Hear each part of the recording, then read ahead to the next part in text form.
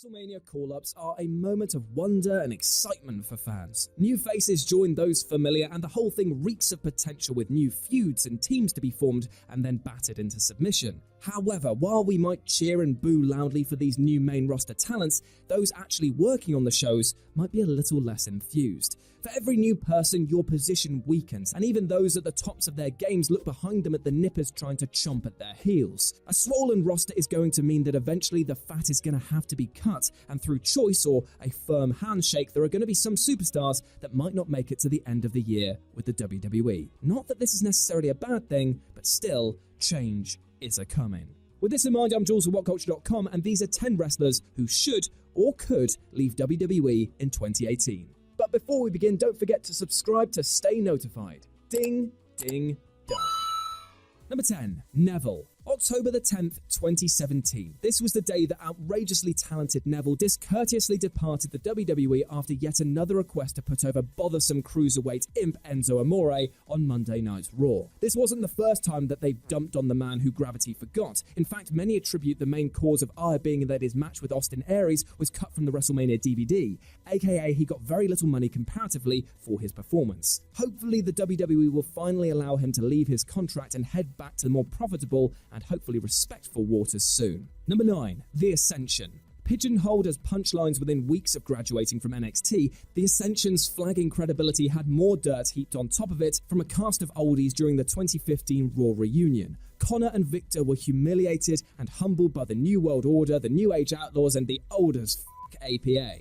To borrow a phrase from Farouk, oh dear. Dominant in developmental, the pair were rapidly marginalised by their old-fashioned gimmick. Creatives simply didn't know how to use them, and as such, they've gathered rust. And in the face of more simple and easy-to-digest tag teams like the Authors of Pain, now may be a good time to slip into the indies. Number 8, The Big Show. A regular feature in lists such as these for the past few years now, The Big Show's persistent presence on WWE television hasn't been without moderate merit. Fading away on his back rather than going out with a bang on top, the world's largest athlete has put over a myriad of younger stars while maintaining a position still recognised as top of the card. From playing a crucial role during the embryonic stages of the Yes movement in 2011 to getting Braun Strowman's hands last year, Show has given his giant frame to the cause enough times to warrant a farewell as large as he is. If played right, he could sow the seeds to somebody else's mania moment and pass the torch in dramatic fashion.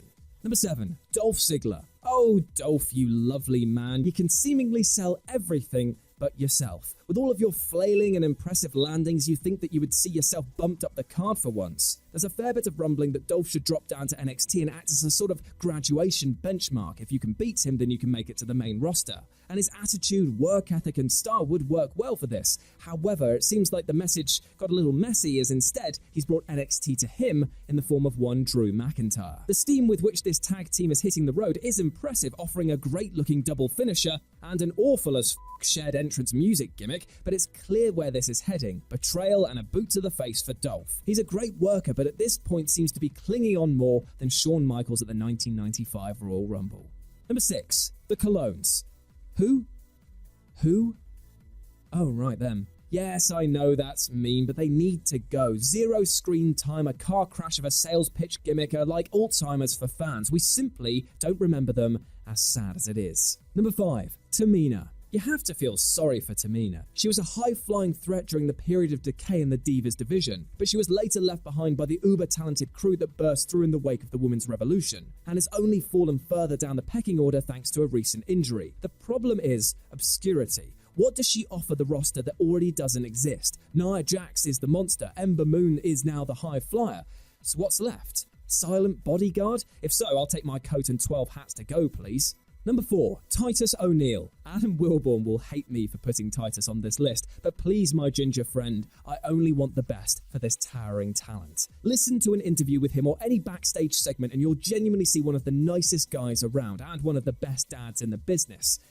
I wish my dad kissed me like that. It's a shame, therefore, that he's not getting so much as a sniff of a victory or storyline beyond yelling. It's like looking at the ill-fated League of Nations. You remember them? How all of the members were at that point on the down and out, and banding together only highlighted their ineffective nature. Well, this is that, and Dana's not even getting our stats out for the lads. Cheap pun aside, Titus, with the modicum of traction he has left, should be taking that heat to different venues. Number 3, Goldust.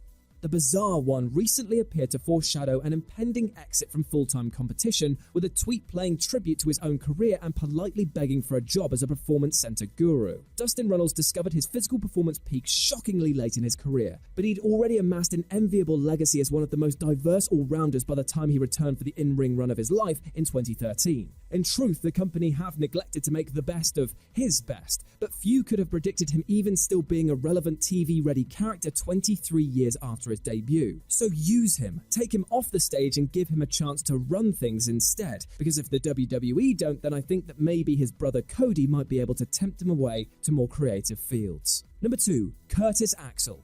The Miztourage really didn't need the departure of their fearless leader from Monday Night Raw, despite the storyline calling for them to willfully abandon the A-lister on his final night. Bo Dallas may survive thanks to his brother's access to a literal lake of reincarnation via newfound friend Matt Hardy, but a reinvention for Curtis Axel to even put him on par with his legendary father seems astonishingly out of reach. One of the last survivors from the most barren period in WWE talent developmental history, Axel clung on after several mismanaged shots, but one has to wonder if he's got the strength and determination for one more push.